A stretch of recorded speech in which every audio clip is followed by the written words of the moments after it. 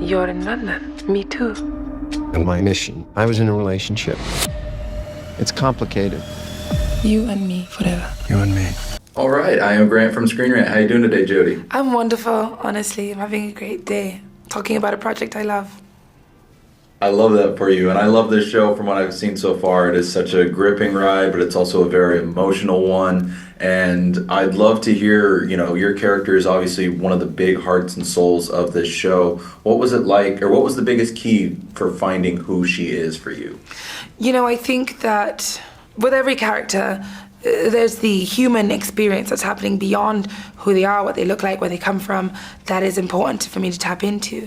But before I even get there, it's about building the nuance of who they are based on culture, religion, race, personal ideology, all of that stuff, And so it was really exciting to play a Sudanese woman, an academic, a woman who's dedicating her life towards the betterment of her people, her country, a show that is really touching on very important current geopolitical issues.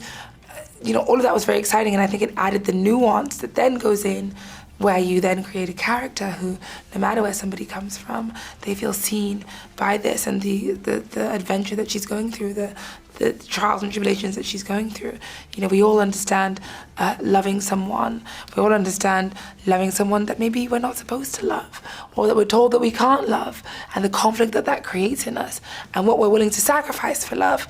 How we're willing to risk it all, run into that burning building, do whatever. It's that nuance that makes this spy show such a great standout in the genre. And since you mentioned the love, I do particularly love episode 1's breakup scene in the sense of, obviously we're seeing Michael explain it one way, but as we see it play out, I just love how much, calm and collected she is as that she's processing this all in the moment. What was it like playing that scene with Michael? What I love about that scene is that, you have a person who, it's telling so many things about the story, right? It's showing you how much he is protective of the relationship, right? By manipulating the reality to the quote-unquote powers that be.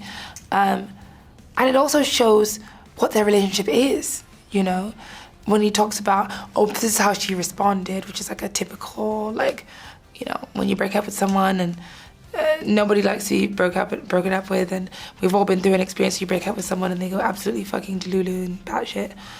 And that's not what happens in this case.